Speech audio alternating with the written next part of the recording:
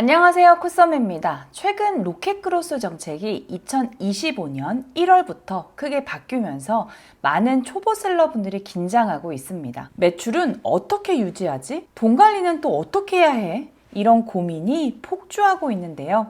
오늘은 이 이슈와 관련해 가장 많이 받는 질문 탑 5를 뽑아 차근차근 답변해 드리겠습니다. 한 번쯤은 다들 궁금해할 만한 내용이니 끝까지 함께 봐주세요. 첫 번째, 로켓크로스 정책이 바뀐다는데 뭐가 어떻게 바뀌는 건가요? 라는 질문입니다. 먼저 핵심 포인트부터 짚어볼게요. 2025년 1월 6일부터 로켓크로스 비용 구조가 달라집니다. 크게 세 가지 변화가 있어요. 첫 번째, 입출고 배송비가 달라집니다. 기존에는 스몰, 미디움, 라지로 단순 구분했던 입출고 배송비가 이제는 가로, 세로, 높이를 합한 사이즈와 무게를 기준으로 더욱 세분화가 됩니다. 어떤 상품은 비용이 오르고 어떤 상품은 오히려 인하될 수도 있어요. 그래서 여러분들이 파는 상품 크기와 무게를 다시 한번 체크해 보시는 게 중요합니다. 두 번째, 보관비 무료 기간이 축소됩니다. 기존 60일 무료 보관이 3월 30일까지만 유지되고요. 그 이후로는 액세서리, 의류, 신발 카테고리는 45일간 무료이고 그 외 카테고리는 30일로 줄어듭니다. 이 말은 재고 관리가 훨씬 까다로워진다라는 뜻인데요. 이제 한 달 안에 어느 정도 매출이 나지 않으면 보관비를 더 내야 한다는 겁니다. 세 번째, 반품 반출 관련 비용이 생겼습니다. 반품 회수비, 반품 재입고비, 반출비 등이 새로 생깁니다. 예전에는 반품이 일어나도 추가 비용이 거의 없었지만 이제는 한 달에 20개까지는 무료지만 그 이상 반품이 발생하면 판매자가 비용을 부담해야 해요. 또한 창고에서 내 물건을 다시 빼오는 반출 비용도 개당 300원씩 부과되는 시기입니다. 정리하자면 정책 변화로 정확한 재고 관리와 반품률 감소 노력이 필수 과제가 되었습니다. 두 번째, 저는 이제 막 시작한 초보셀러라 매출도 작아요. 이 변화가 큰 문제인가요? 라는 질문입니다. 처음 시작하시는 분들일수록 오히려 더 민감해질 수 있는데요. 왜냐하면 초보 시절에는 소량 소식을 통해 테스트하는 단계잖아요. 이전에 60일간 무료로 보관하면서 천천히 팔아볼 수 있었지만 이제는 30일이라는 한 달 안에 어느 정도 매출 패턴을 잡지 못하면 보관비가 늘어날 수 있습니다. 또한 반품 회수비나 재입고비가 새로 생겼기 때문에 의류나 신발 등 사이즈가 있는 반품률이 높은 상품을 무턱대고 로켓크로스로 팔면 돈을 까먹는 상황이 될 수도 있어요. 초보일수록 소량 소싱, 반품률 낮은 상품, 정확한 키워드 전략이 필요해진 것 같습니다. 세 번째, 돈 관리 어떻게 해야 할까요? 반품비, 보관비까지 더해지니 복잡해요 라는 질문입니다. 우선 마진 계산 방식 자체를 바꿔야 합니다.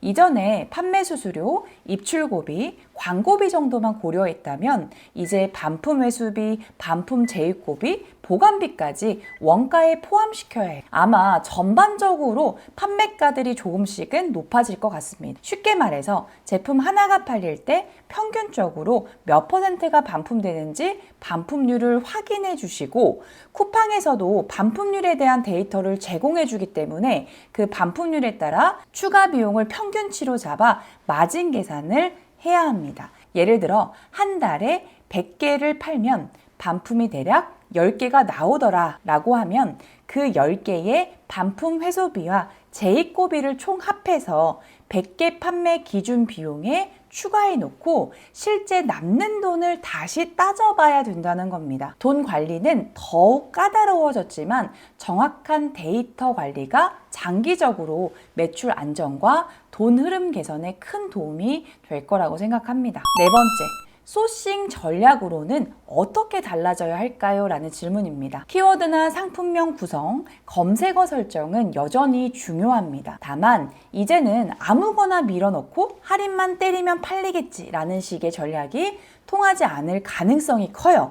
왜냐하면 반품이 많으면 그로스 수수료보다 반품 비용이 더 타격이 커질 수가 있고 장기 보관이 어렵기 때문에 잘 안 팔리는 아이템을 오래 끌고 가면 돈이 분명 새어나갑니다. 따라서 브랜드명, 핵심 키워드, 세부 키워드로 검색 노출을 최적화하고 반품률이 낮은 카테고리나 상품을 우선적으로 소싱하는 게 필요합니다. 또한 중국에서 대량으로 들어오기보다 3PL 창고나 배송 대행지와 협력해서 필요한 만큼만 수시로 입고하는 방식을 고민하셔야 할 것 같아요. 시간이 걸리겠지만 이게 돈을 절약하는 길이 됩니다. 5번째, 반품비, 반출비 부담은 어떻게 극복할까요? 라는 질문입니다. 이제는 반품률이 제품 경쟁력의 핵심 지표가 될 건데요. 반품을 줄이기 위해 상세 페이지의 품질을 높이고 상품의 품질을 높여서 고객이 반품할 이유를 줄여야 할 것 같아요. 예를 들어서 고객이 크기나 소재 때문에 많이 반품하는 상품이라면 상세 페이지에 사이즈 가이드나 실측 정보, 착용 사진 등을 더 풍부하게 제공해서 반품을 줄이는 노력을